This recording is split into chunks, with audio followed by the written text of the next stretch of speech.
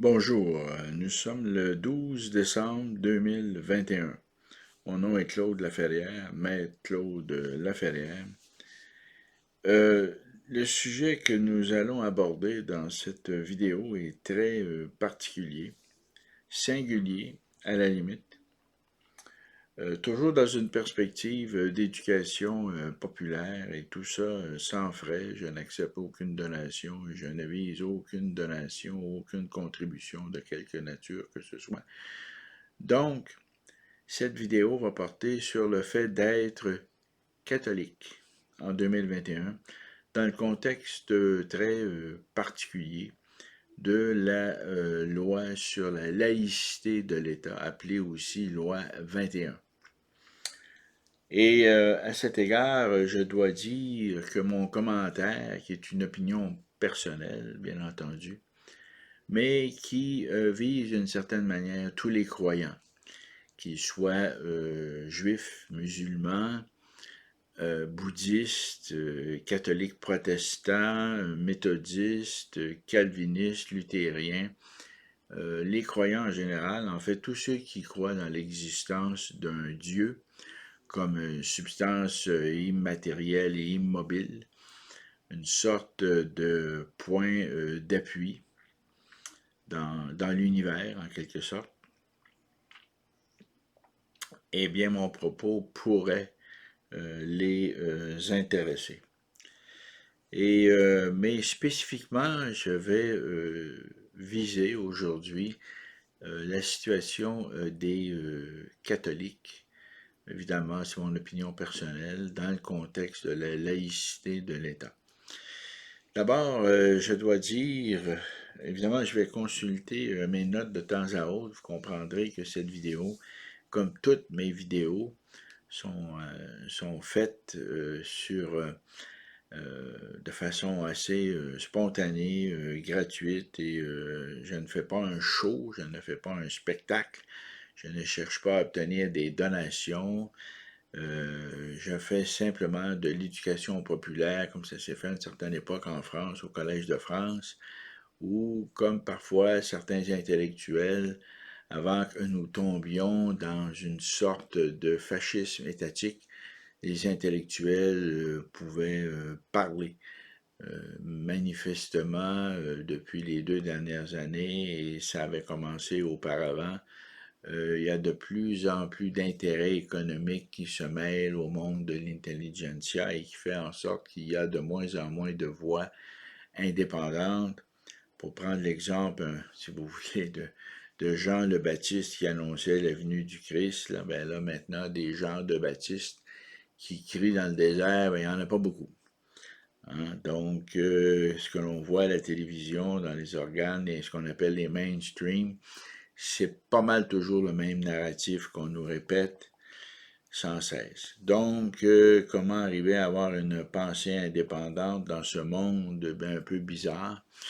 Ben, je vais l'aborder dans d'autres vidéos. Ma prochaine vidéo va porter sur les changements climatiques, l'économie verte et le coût de la vie. Ça va être une vidéo assez longue, assez considérable. Celle d'aujourd'hui, je vais la faire plutôt courte.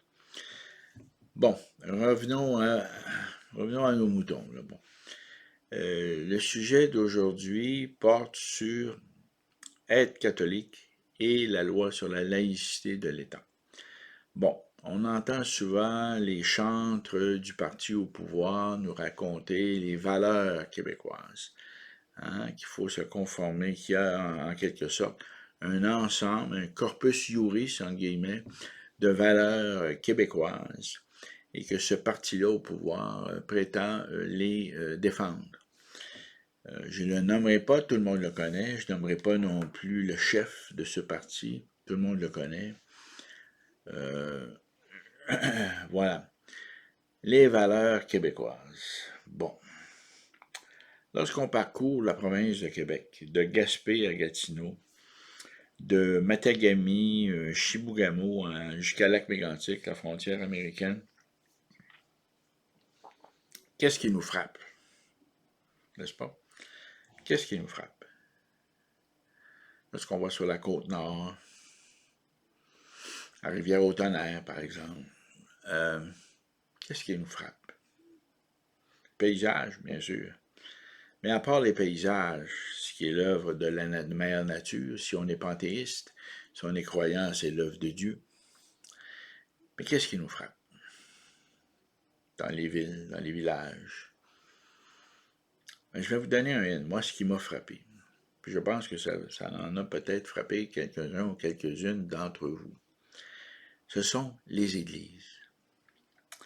Les églises, et je vous dirais,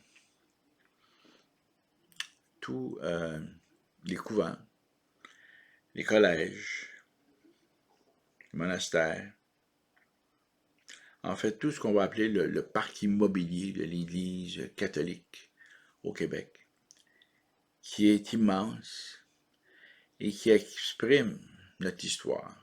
Ce parc immobilier, ces immeubles sont l'empreinte digitale de notre passé.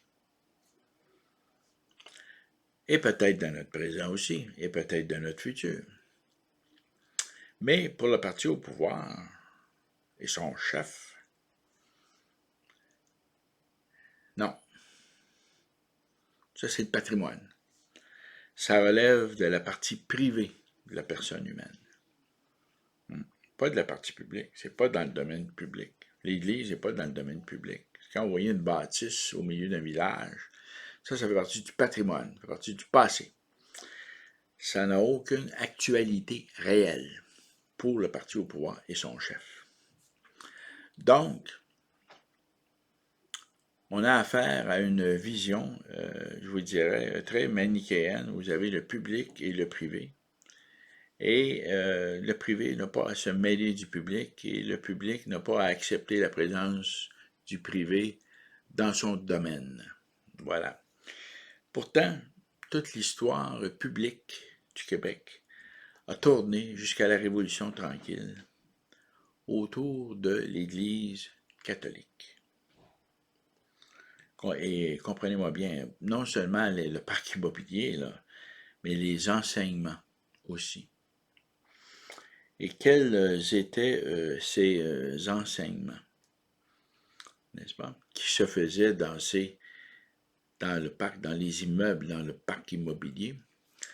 Eh bien, on enseignait le petit catéchisme, le petit catéchisme, qui remontait au Concile de Trente, bien avant Vatican II.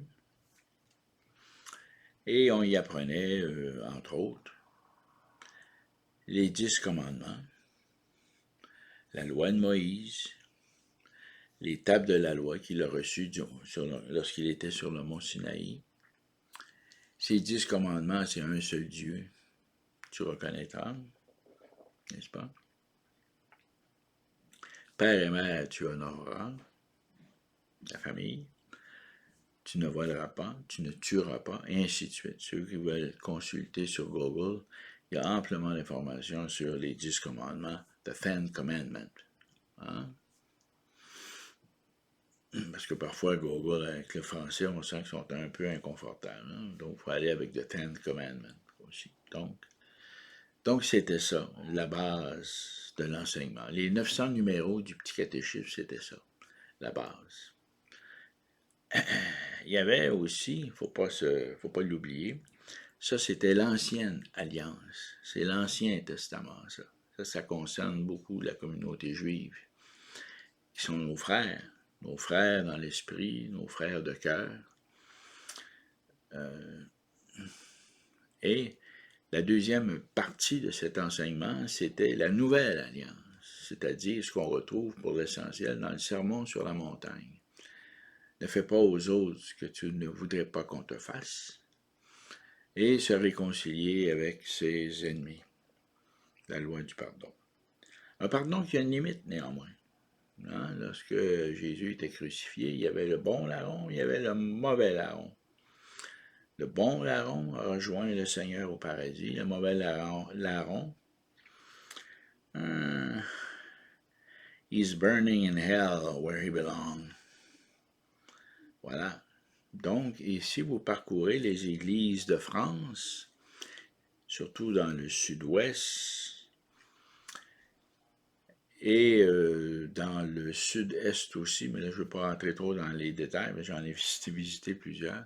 Partout, vous voyez cette image du paradis, du purgatoire et de l'enfer. Donc, vous avez cette image d'une justice immanente, d'une justice qui est transcendante. Donc, ce qui s'enseignait au Québec essentiellement, c'était ça. Moi, je l'ai appris, le petit catéchisme, les 900 numéros, 900 quelques numéros, là. Et par la suite, évidemment, j'ai poursuivi des études.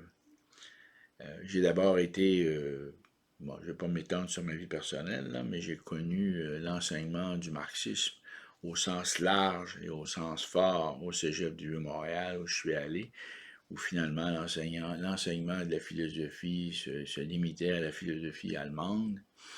Marx, Engels, Hegel, Kant, et toute cette friture-là. Lorsqu'on voit ça d'un point de vue de l'empirisme logique, ce qui est mon école de pensée à l'heure actuelle, c'est un langage complètement... Beaucoup de ces philosophes étaient complètement ésotériques. Je pense en particulier à Hegel, le fondateur, le créateur de la dialectique.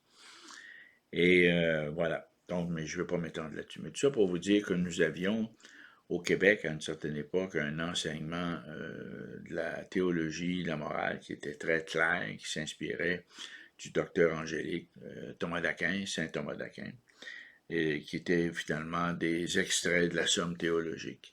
C'était un enseignement cohérent, clair, logique, conforme à la pensée d'Aristote, de Saint-Augustin, parce que la somme théologique, c'était la réconciliation de la révélation et de la science chez les Grecs.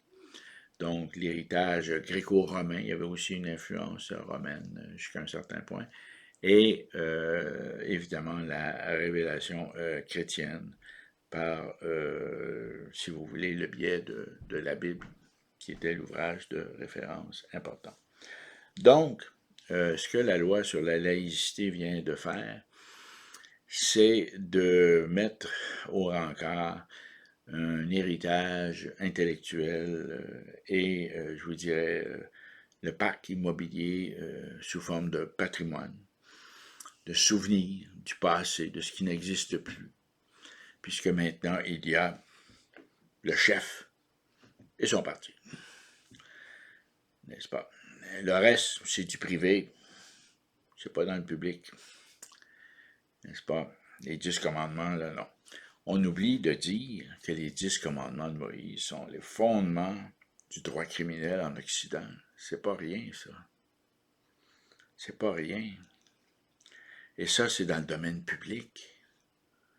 Tu ne tueras point, là. Ça n'a rien à voir avec le droit privé, là. C'est dans le domaine public, le droit criminel, ça. Les 10 commandements là, de Moïse, les tables de la loi données par Dieu à Moïse, c'est du droit criminel. Les grandes interdictions, hein, desquelles vont la Déclaration universelle des droits de l'homme va s'en inspirer, le principe de l'inviolabilité de la personne humaine. L'inviolabilité de la personne humaine en droit international. Le principe du consentement libre et volontaire. Toutes les libertés fondamentales tournent origine de textes à la fois théologiques et juridiques, d'inspiration chrétienne. Donc tout ça, c'est maintenant dans le domaine privé.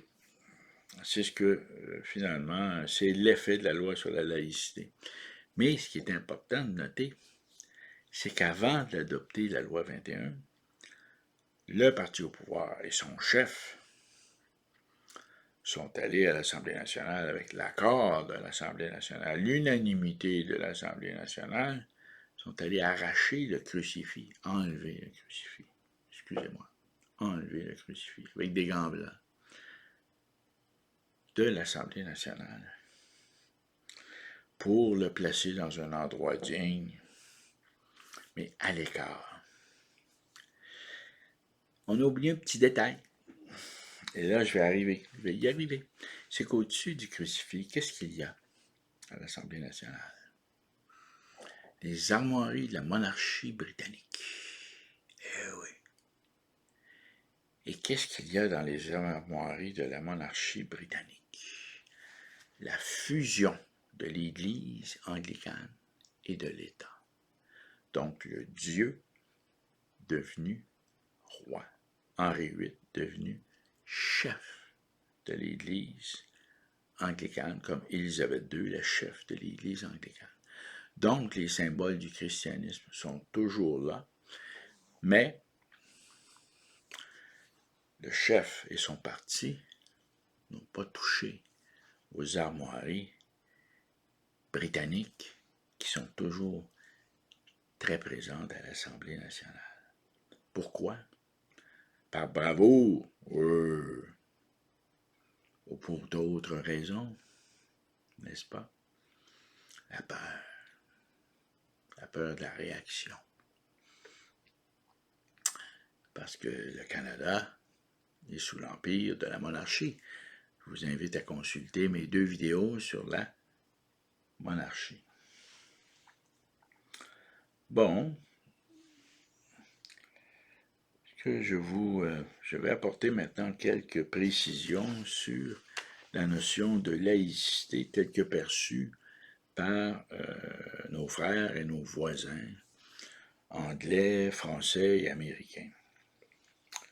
D'abord, précisons qu'en Angleterre, depuis Henri VIII, c'est la fracture avec l'Église catholique et qu'il y a une fusion de l'Église et de l'État.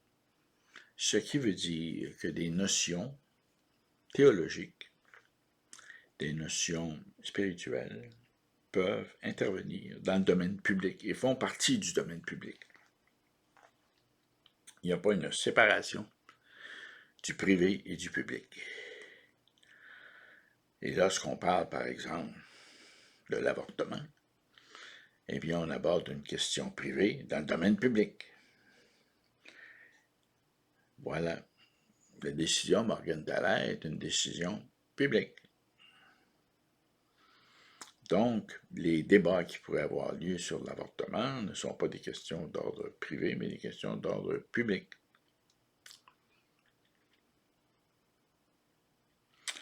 Voilà. Donc, en Angleterre, il y a cette fusion, cet amalgame de l'État laïque, mais aussi de l'État qui protège l'anglicanisme.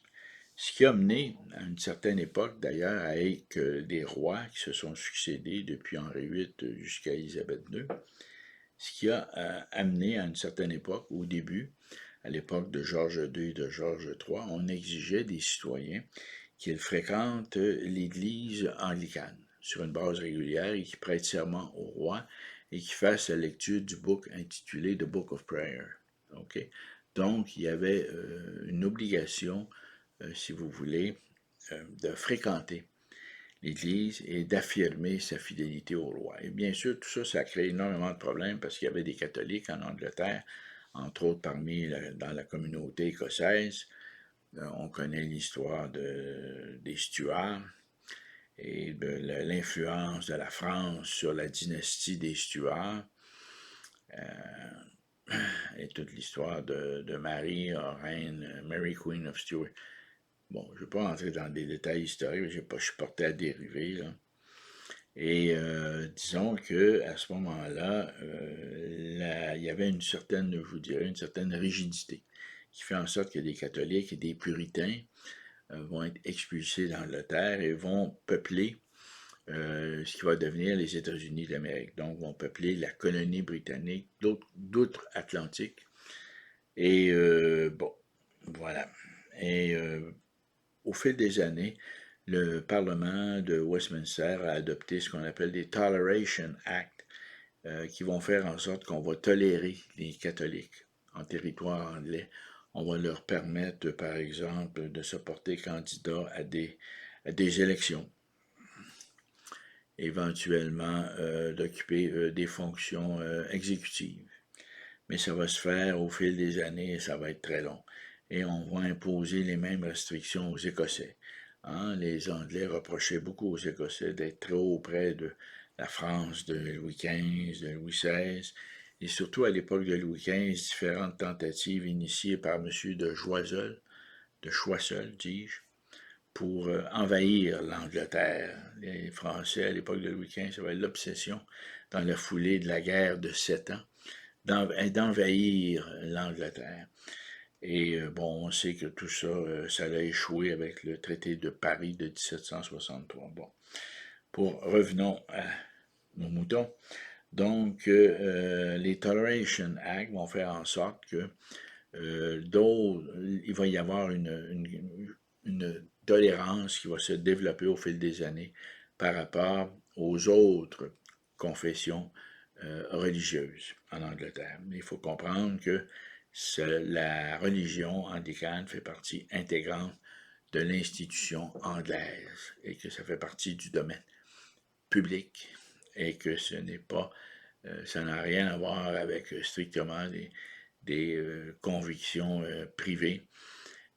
Ça ne veut pas dire que le Parlement n'a pas pris ses distances par rapport à tout ça. Lorsqu'il y a eu, par exemple, des gouvernements Labour ou travaillistes qui ont été élus, je pense à Clément Attlee après la guerre, je pense à la montée du socialisme dans la foulée du rapport Beveridge qui a créé l'Angleterre, le tissu, comme on dit, le filet de protection sociale.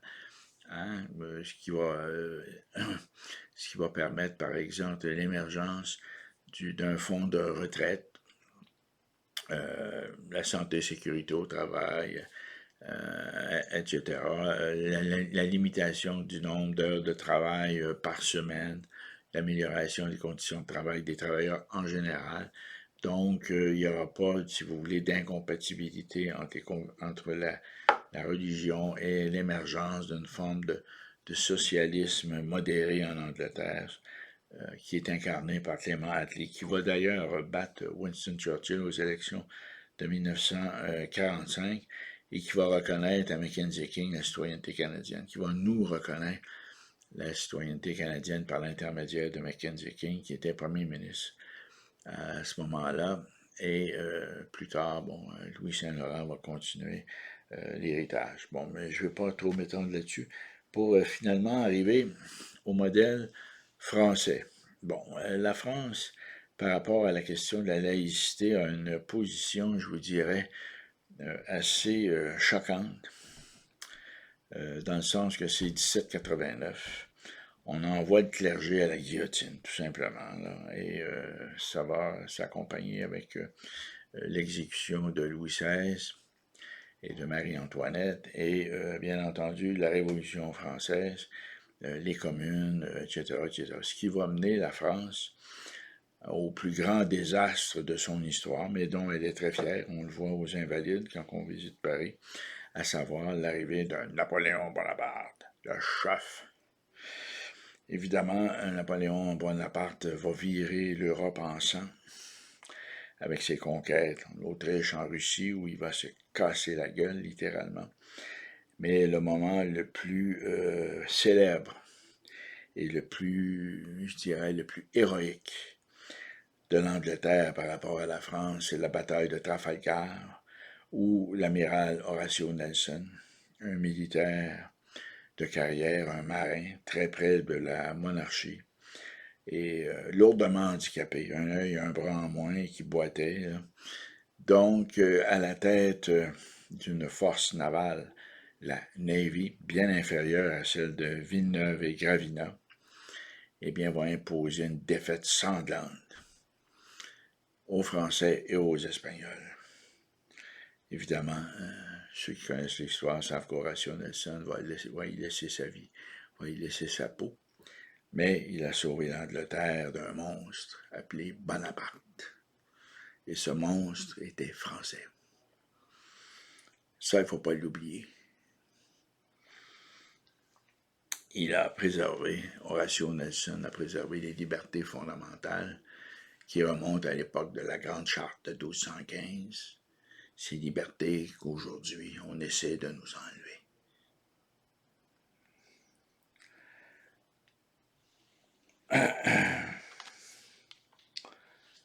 Maintenant, les États-Unis.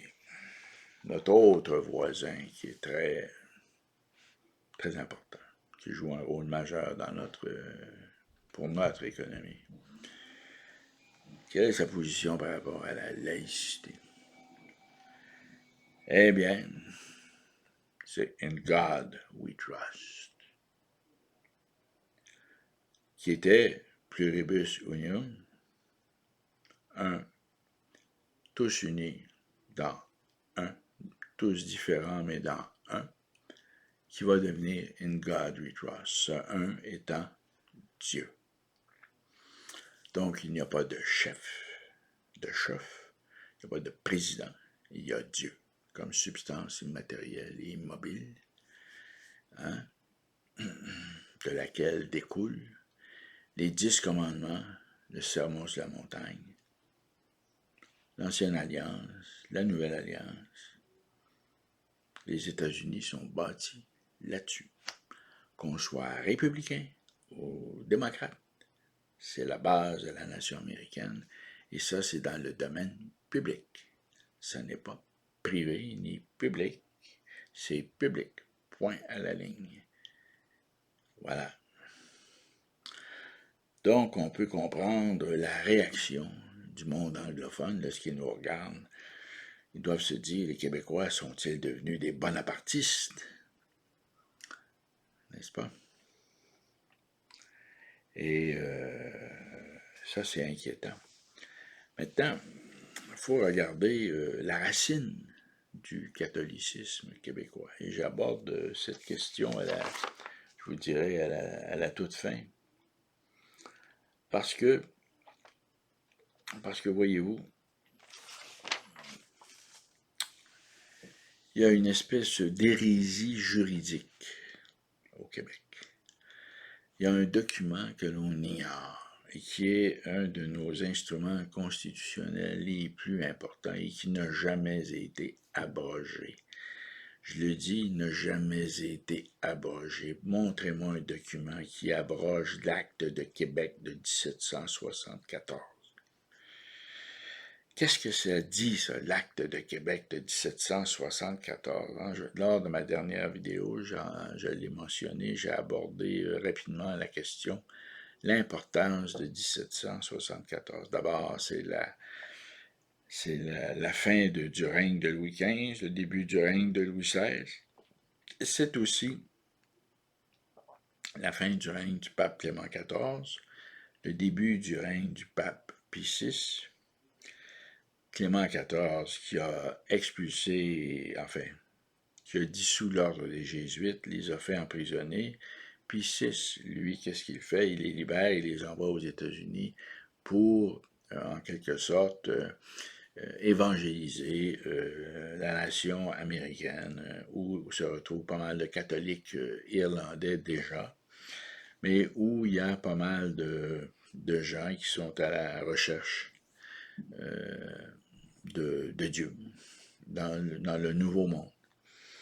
Donc, l'acte de Québec, ce que l'acte de Québec nous donne à nous en 1774, nous qui sommes les Français abandonnés par un roi corrompu à la moelle, Louis XV, totalement sous contrôle de celle que les Parisiens vont appeler la putain du roi, la marquise de Pompadour, n'est-ce pas, qui fournit des jeunes filles au roi, soit dit en passant.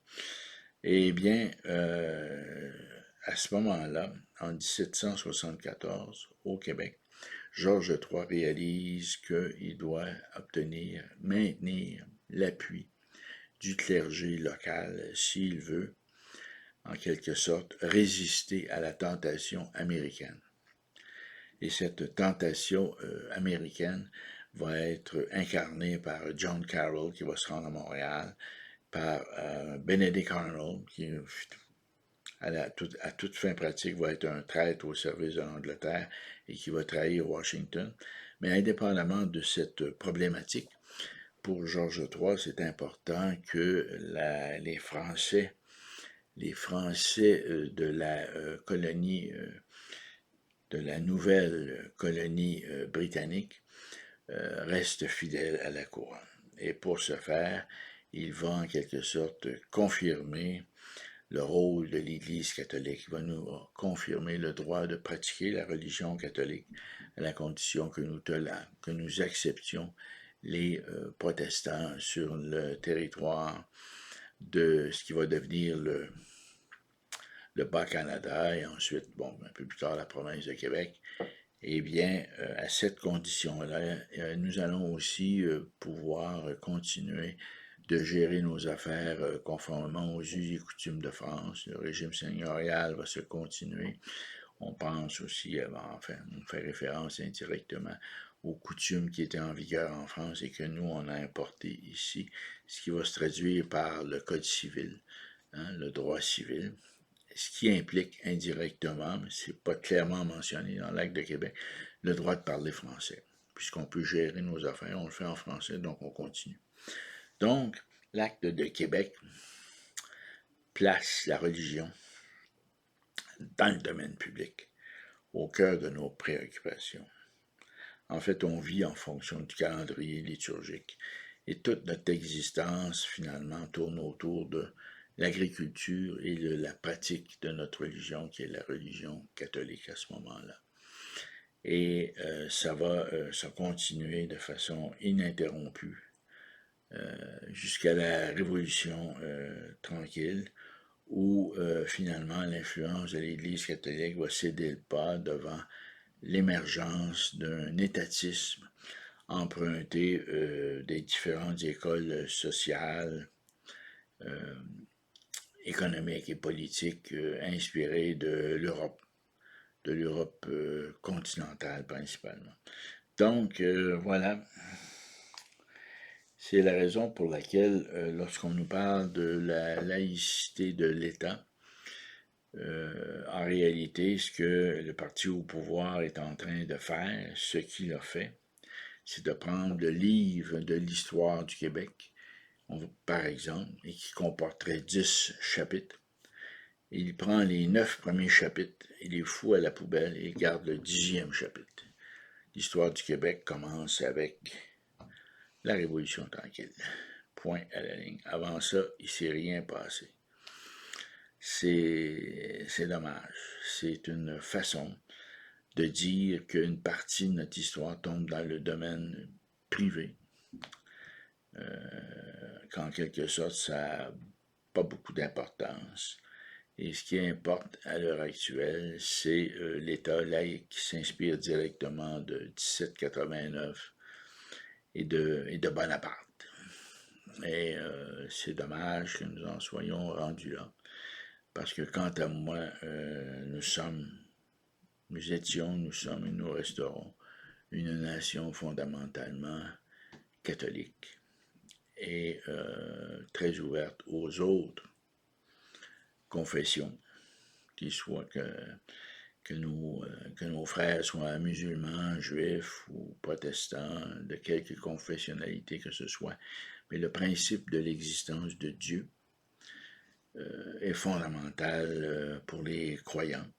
Ça ne veut pas dire que nous rejetons les athées. Les athées ont droit de ne pas croire. Ils ont droit d'être dans le domaine public, mais ils n'ont pas le droit d'enlever aux croyants d'être dans le domaine public et d'exister dans le domaine public et de faire valoir des valeurs spirituelles, des valeurs fondamentales fondées sur des textes religieux et qui sont l'affirmation de ce que nous avons été et de ce que nous voulons continuer à être. Donc, le principe de la loi de la laïcité de l'État est vraiment un affront pour tous les croyants, mais aussi pour les catholiques. On parle beaucoup des musulmans par les temps qui courent, mais il n'y a pas seulement les musulmans, là. N'est-ce pas? Il y a les catholiques, il y a les protestants, il y a les juifs, nos frères juifs, n'est-ce pas? Sur lesquels repose notre foi. La foi catholique repose sur l'Ancien Testament, Faut pas oublier ça. C'est pas un détail.